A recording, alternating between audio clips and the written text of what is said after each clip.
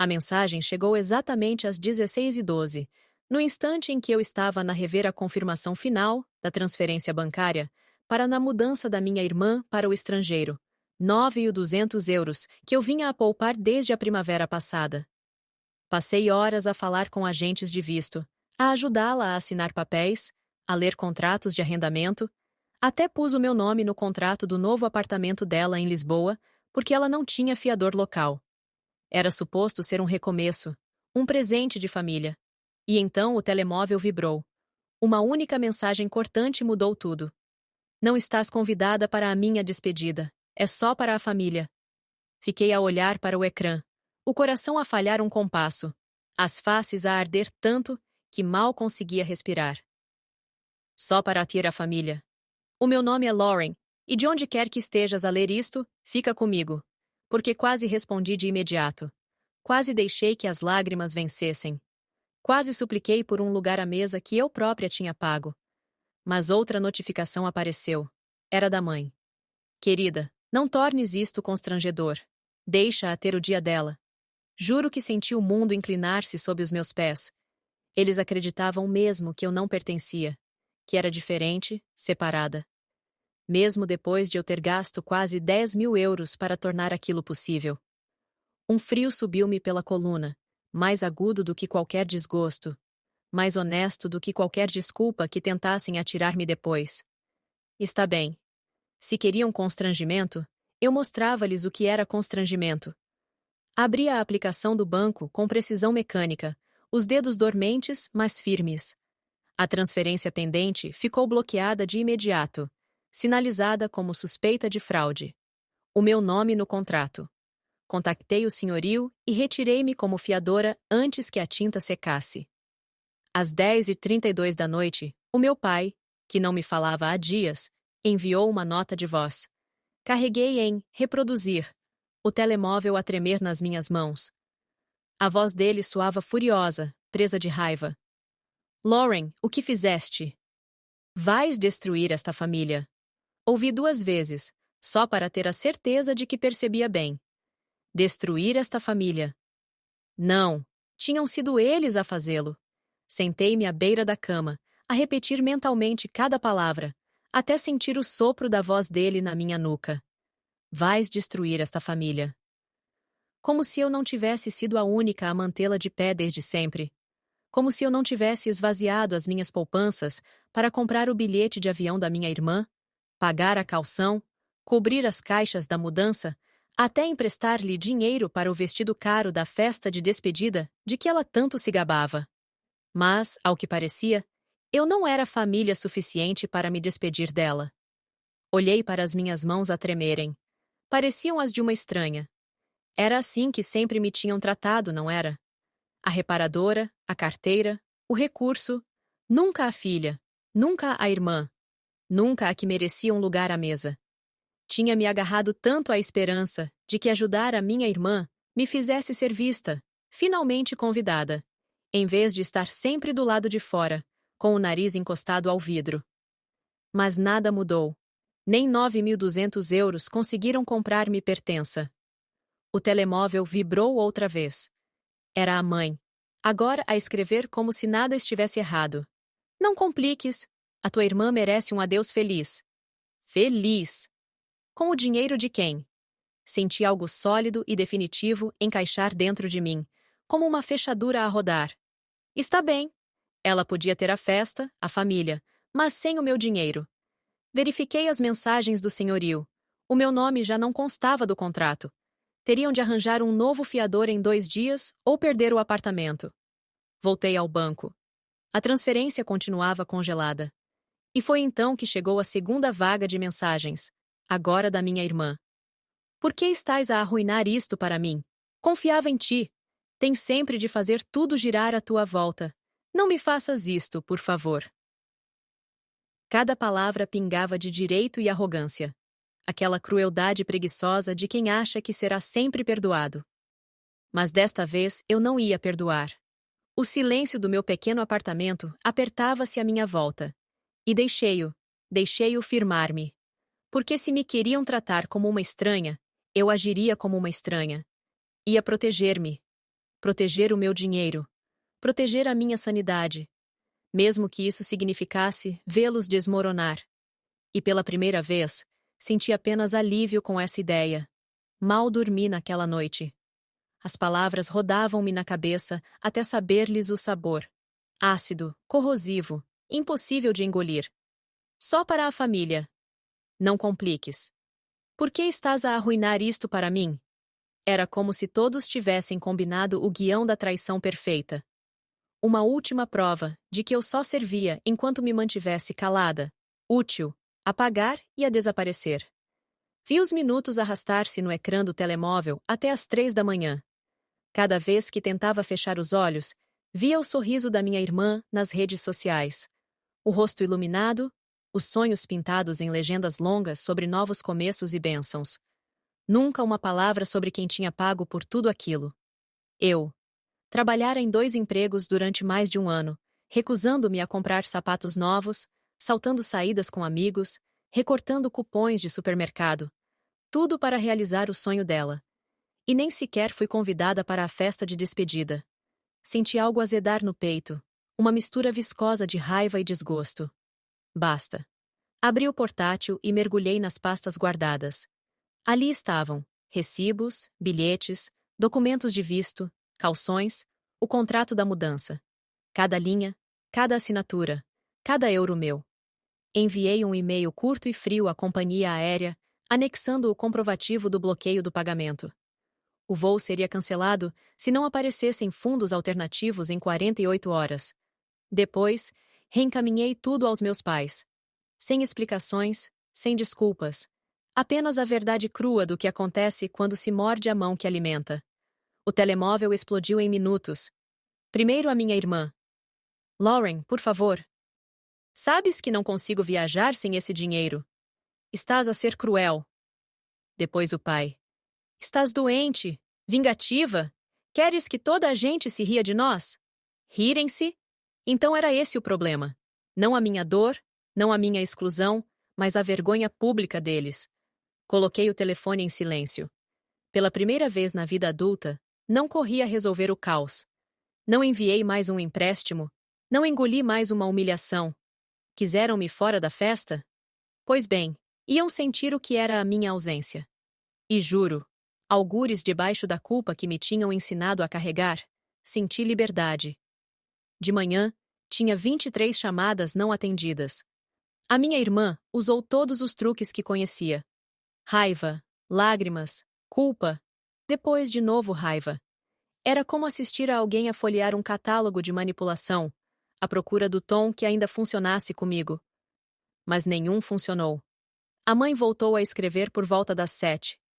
Lauren, estás a exagerar. Pensa no futuro da tua irmã. O futuro dela. Curioso como era sempre o sonho de alguém, nunca o meu. Eu financiava, aplaudia, desaparecia. Como uma técnica de bastidores paga para não existir no palco. Mas não mais. Sentei-me à janela, observando a luz da manhã a atravessar os prédios. O mundo parecia normal. Pessoas a passear os cães, carrinhas de entregas, crianças a correr para a escola. Mas o meu mundo tinha se virado do avesso.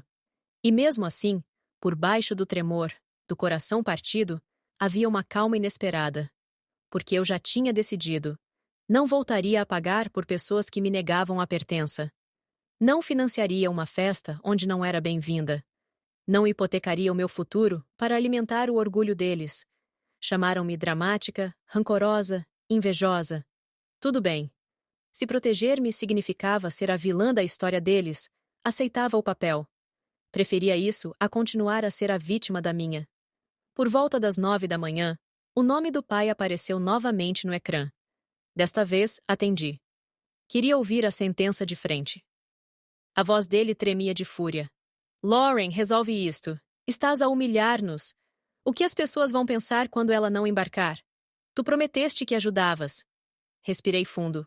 Ajudei, respondi. Ajudei mais do que qualquer pessoa devia. E depois disseram-me que eu não era família suficiente para dizer adeus. Silêncio do outro lado. É o dia dela, Lauren.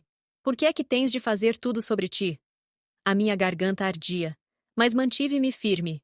Fizeram tudo sobre mim no momento em que me disseram que não contava.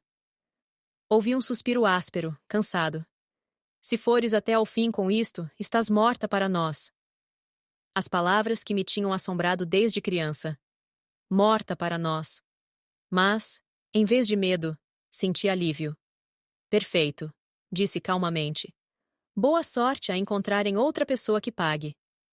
Desliguei, coloquei o telemóvel virado para baixo e deixei o silêncio cobrir-me como uma armadura. Podiam espernear, inventar histórias, envenenar os ouvidos da família toda. Eu tinha terminado. E, pela primeira vez em anos, respirei a sério. O dia arrastou-se como um acidente em câmara lenta. O telemóvel vibrava sem parar. Cada notificação, um novo ataque. Cada mensagem mais agressiva do que a anterior.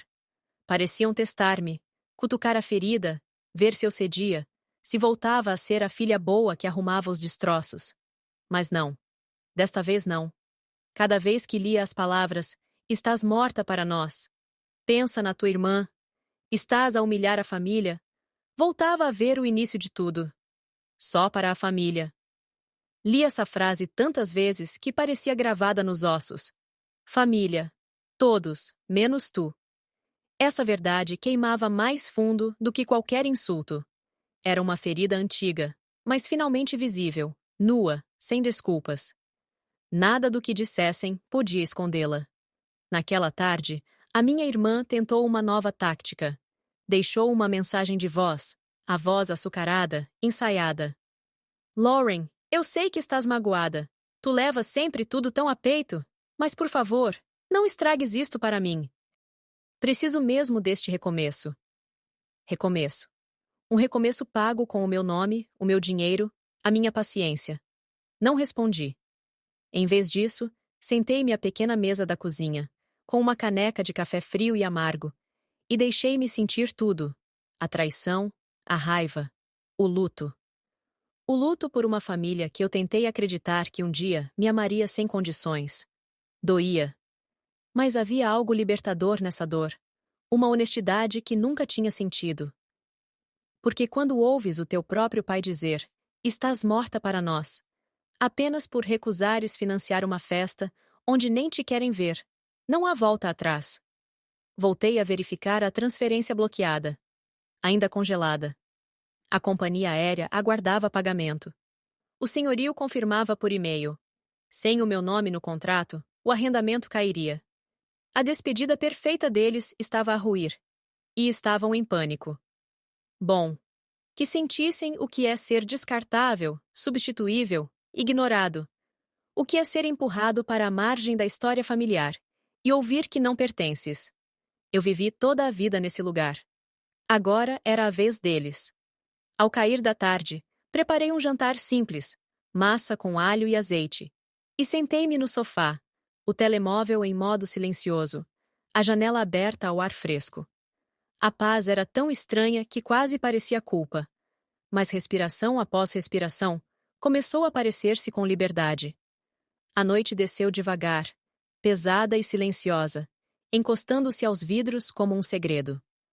Fiquei no escuro, sem luzes, apenas a ouvir o som distante da cidade. O ecrã do telefone piscava vezes sem conta, mas não me mexi. Podia sentir a agitação deles, o pânico a atravessar o ar como eletricidade. Tinham construído todo o plano sobre mim. O meu dinheiro, a minha boa vontade, a minha necessidade de ser aceite. E eu tinha instalado a base em apenas uma noite. Às 10h32, chegou outra nota de voz do pai. O estômago deu um nó. Sabia o que vinha aí. Mais veneno, mais culpa, mais ameaças. Mesmo assim, carreguei em reproduzir. Precisava de ouvir, uma última vez. A voz dele era fria, cortante. Lauren, arruinaste esta família. Humilhaste-nos de um modo irreversível. Nunca mais serás bem-vinda. Espero que estejas feliz. Foste tu que escolheste isto. Ouvi outra vez, só para ter a certeza. Nunca mais serás bem-vinda. Arruinaste a família. Como se eu não tivesse sido quem os manteve à tona durante anos. Como se eu não tivesse sacrificado cada euro, cada fim de semana, cada descanso. apenas para sustentar o mito de que ainda éramos uma família. E agora exilavam-me por eu me recusar a comprar o meu lugar à mesa. Coloquei o telefone sobre a mesa. As mãos estavam firmes, surpreendentemente calmas. Queriam-me fora?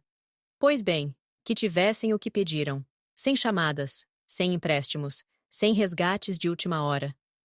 O silêncio pareceu assustador no início, mas depressa percebi que era o som da paz verdadeira. Levantei-me, abri a janela, deixei o ar da noite atravessar o quarto. E pela primeira vez, imaginei um futuro onde eu era o centro da minha própria vida. Um futuro em que o meu dinheiro era meu, o meu tempo era meu, o meu coração era meu. O desconhecido metia medo, mas também brilho. Era meu. E só isso já valia cada insulto, cada ameaça, cada grito gravado nas notas de voz. Eles aprenderiam a salvar-se. E eu, finalmente, aprenderia a viver. No dia seguinte, as mensagens começaram a rarear. Talvez tivessem finalmente percebido que eu não estava a blefar. Talvez tivessem mudado o foco para o próximo bode expiatório. Ou, quem sabe, estivessem finalmente a encarar o espelho. De qualquer modo, já não me importava. A minha irmã publicou uma fotografia cuidadosamente filtrada no Instagram. A mala aberta, meio feita, um texto comprido sobre novos começos e grandes sonhos. Nenhuma menção a mim. Nenhuma palavra sobre quem pagara por aquele bilhete, aquela casa, aquela nova vida. Os comentários inundavam a publicação. Coraçõezinhos, aplausos, frases sobre coragem e recomeços. Devia ter doído. Devia ter me feito sentir descartada. Mas não. Senti-me livre. Porque eu sabia a verdade. E, mesmo que mais ninguém soubesse, nunca a esqueceria. Eu dera tudo o que podia, até não sobrar nada de mim. E ainda assim, disseram-me que não era suficiente. Fizeram de mim a vilã da história deles, mas fui eu quem traçou a linha. Naquela tarde, guardei todos os comprovativos, recibos, contratos, transferências, em pastas devidamente organizadas. Provas, caso algum dia tentassem voltar a arrastar-me para o drama. Era a minha última camada de armadura.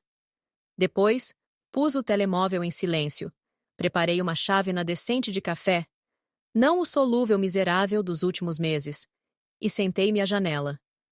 O sol aquecia-me o rosto. Senti-me diferente, como se tivesse estado submersa durante anos, e, enfim, rompesse a superfície para respirar ar verdadeiro. Sem mais controlar o que pensavam de mim. Sem mais fingir ser a boa filha, a boa irmã, a fiável. Eu era Lauren, e tinha o direito de existir. Mesmo que me odiassem, talvez sobretudo por me odiarem, porque esse ódio era, afinal, a prova de que eu escolhera a mim mesma. O telemóvel vibrou uma última vez. Uma mensagem da mãe. Acabou, estamos fartos de ti. Olhei para o ecrã e senti uma paz estranha assentar-me nos ossos. Acabou? Ótimo. Eu já tinha acabado há muito tempo. Fechei os olhos, expirei tudo o que tinha prendido dentro de mim e murmurei baixinho. Deixem ir. E pela primeira vez, realmente quis dizer isso. Uma semana depois, o silêncio transformara-se em algo que eu conseguia saborear. Não havia mais chamadas suplicantes, nem mensagens carregadas de raiva, nem a culpa a enrolar-se-me nas costelas. Só eu. Limpei o apartamento de uma ponta à outra. Deitei fora cada recordação, fotografias antigas, cartões de aniversário com frases vazias, recibos das vezes em que ajudei como uma máquina automática de amor. Encontrei um envelope amarrotado no fundo de uma gaveta. Lá dentro, um bilhete antigo da minha irmã. Obrigada por me salvares sempre. Rime. Um som curto, seco, quase incrédulo. Rasguei o papel em pedaços minúsculos e deixei-os cair no caixote do lixo, como confetis de um funeral. Senti-me leve, quase cerimonial, como se tivesse enterrado um fantasma. O contrato de arrendamento já estava cancelado. A transferência de 9.200 euros anulada de forma permanente. A grande despedida dela a desfazer-se como um castelo de cartas. Agora, ela teria de enfrentar a verdade sozinha. As palavras do pai ecoavam ainda. Estás morta para nós. Morta? Não. Viva, pela primeira vez. Viva como não estava desde a infância, antes de me ensinarem que amor tinha preço, que família era servidão, que o meu lugar era o silêncio. Não mais. Abri a janela. O ar da primavera entrou, fresco, cheio de vida. Na rua, ouvi uma criança rir, um cão ladrar, o trânsito distante, a sinfonia banal do mundo real. E percebi. Também podia ter isso. Não uma família perfeita. Não o amor plástico deles. Mas algo verdadeiro, imperfeito e livre. Eu merecia isso. O telemóvel acendeu-se uma última vez. Uma mensagem de voz do pai. Apaguei-a sem ouvir. Nem um segundo de hesitação. A minha vida já não estava em discussão. Fiz um jantar simples, servi-me um copo de vinho e sentei-me na calma. O peso da paz pousou-me nos ombros como um cobertor quente. Estava sozinha. E estava segura. E se isso significava tê-los perdido para sempre? Melhor assim.